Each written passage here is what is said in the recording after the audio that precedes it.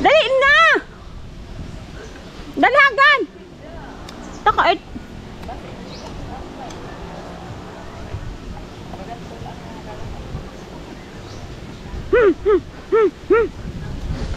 Tulang daw kay Gukdo sa San Edo. Magigaw. Wala pa nga isang pagkaon. Ah, hi! Hi! Ay, may ido gan. Hi na, dali na, hi! Ano na yung gagamitan niya? Oh, tapos ina.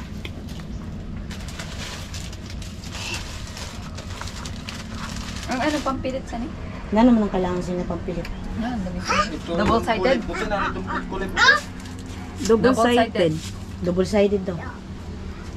Saka, Double-sided. sabi ko sa inyo, may gugan. Hi guys! This is Mish again, and today, mahan nyo kami na mag-decorate para sa birthday ng little cute baby na si Angela. Relative din pala namin sila, kaya hindi na kami nagdalawang isip na tumulong dito since madali lang naman gawin to and sanay na din naman kami na mag-decorate ng mga ganito. Sama ko pala yung aking kapatid na si Pau. This is very simple decoration and simple designs lang din yung gagawin namin. Biglaan lang din pala to kasi the same day ng celebration, din kaming sinabihan na need nila ng decoration for the celebration. And dahil wala naman kaming ginagawa, then grab it since isa na din to sa mga good experience na ma-develop natin yung ating mga skills. So kung may mga ganitong nagpapatulong sa inyo and wala din naman kayong ginagawa and marunong din naman kayo, why not to help? Diba? Kasi ako, once na may nagpapatulong sa akin ng mga decorations and since marunong din naman ako sa art, then I grab it since makakatulong din naman ito para ma-improve din yung aking skill sa pagde-decorate. So, yung ginawa namin dito is simple design lang. Kung ano lang yung mga available na gamit, yun lang din yung gagamitin namin. Pero nag-request kami ng iba pang gamit since hindi namin ito mabubuo kung wala yun. And as you can see, dahil baby yung my birthday, hindi talaga mawawala yung mga lobo. Iba palang color ng balloon yung binili nila. And ako mahilig kasi ako sa medyo minimalist design na medyo hindi gaano kadamihan yung color. Parang 2 color combination lang yung mga bet ko. Pero yun ay for me. So iba naman yung bet nyo. Pero ako kasi personally, yun yung gusto ko. Yung mga 2 color combination and minimalist design. Kayo ba guys? Ano ba yung gusto nyo for decoration? Maybe colorful ba? Or the same with me na medyo minimalist yung style? Let me know in comment section. And here we decided to put black as background. Nagpabili na lang ako dyan ng black cartolina kasi mas convenient siyang ilagay as background. So, the cartolina pala cost 10 pesos each. So, very affordable siya para gamitin sa decoration and hassle-free na din sa pag-paste nito sa wall. And to paste that cartolina as background, we used this double-sided tape kasi maganda to when you want to paste in a very clean way, like walang bakas ng tape. So, ito din yung mga ginagamit ko once na gusto ko very plain, yung pag-paste ko. Sayang at hindi ko na-vlog yung paggawa namin ng instructional materials ng aking kapatid na si Angel nung nag-demonstration siya, nung nag-teaching demonstration siya. Kasi mas maganda and mas maraming ideas sana ang masishare ko doon, pero never mind. Let's go back here. I just think that it would be good kung na-film ko yun. Pero since sobra nga yung busy namin and nag-focus talaga kami sa kanyang IM, so hindi ko na niisip na mag-vlog.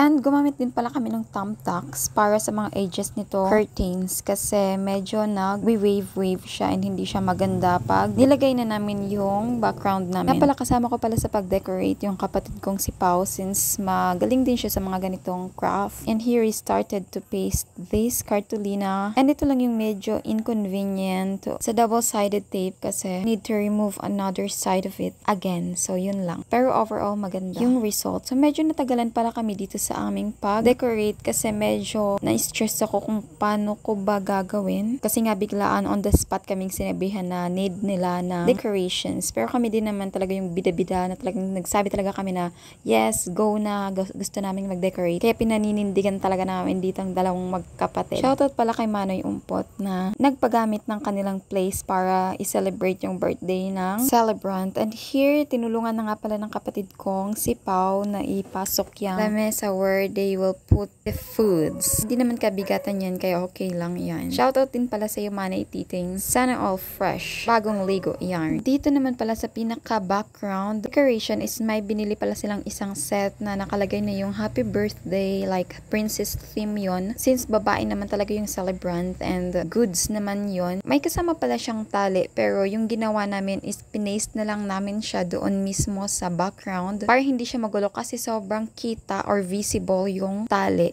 Kaya medyo naguguluhan din ako. I mean, medyo siya messy. Tingnan sa malayo and sa malapit. So, very visible kasi black yung background namin. So, yung ginawa namin is pinaste muna namin, tinesting muna namin, or tiningnan muna namin kung ano ba yung itsura once na ilagay namin na with tie. And hindi namin nagustuhan yung result, kaya nag-change plan kaming dalawa ng kapatid ko. What we did is, we first put it in that tie and later we pasted with double-sided tape. So, diba, very useful talaga yung double-sided tape. It's a must talaga to sa mga projects na ginagawa natin. So, yan, ipipaste na nga namin yung happy. First, we decided to make it curvy, but later, nag-decide kami na straight na lang siya para mas mag-complement siya sa buong decorations. Iyan nga, pag de-decorate talaga, hindi mo talaga kayang mag-isa ka lang, lalo na pag mabilisan. Kaya talagang team kami ng kapatid ko dito sa paggawa kasi yung birthday party nila is around 12. Maybe, I'm not sure, pero kasi hindi pa sila kumain ng lunch. So, I think yun yung time na dapat mag-celebrate and mag-start na silang kumain. Pero since hindi pa namin natatapos, so naghintay sila up to 1 ata. Sorry for that inconvenience para sa kanila kasi late na din kami nag-start. Siguro mga around 11 after kasi namin mag-lunch sa bahay. Doon na kami nag-start na mag-decorate. So medyo hindi yun maganda para sa kanila. Anyway, siya pala yung my birthday. Siya pala yung birthday girl. Si Angela. Pala dahil yun lang pala yung available na decoration. Yung ginawa ko na lang is nag-letter cut na lang ako ng name ng bata, which is Angela. Actually, madali lang naman mag-letter cut. You just need to fold pages kung saan mo gugupitin. Wala nang outline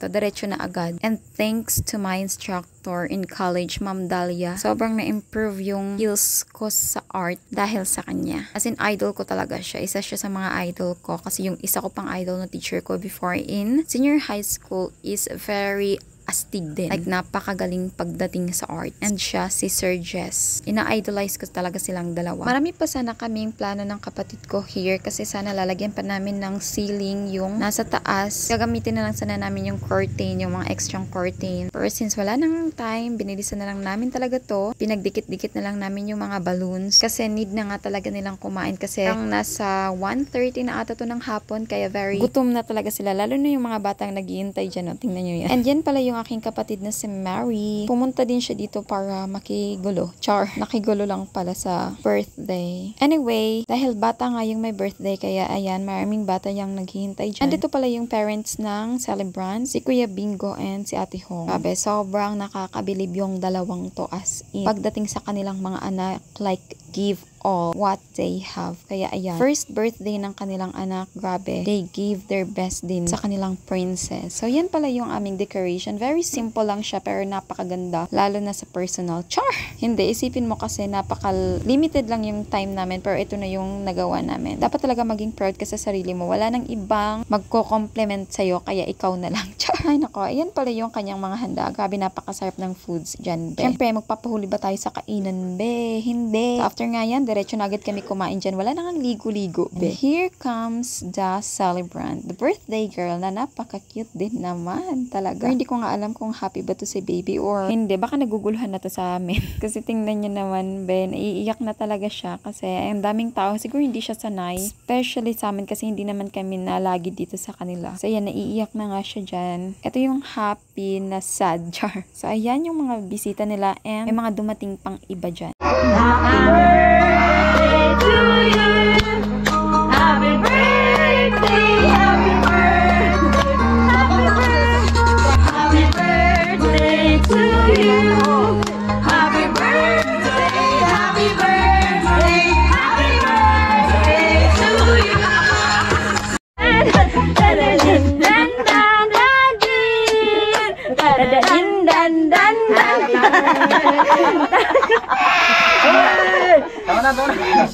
Ayan guys, at pinaiyak pa nga yung my birthday. Dapat kasi happy eh. Bakit ka naman umiyak, baby? Hindi ko alam kung naninibago siya o natatakot na siya sa mga mukha namin. Kasi tingnan mo naman yung pagka-haggard ng babaeng yarn. Yes, opo, wala pa po talaga kaming ligo dyan kasi nga biglaan. And dahil go na go kami sa kainan, kaya go na go din kaming pumunta dyan.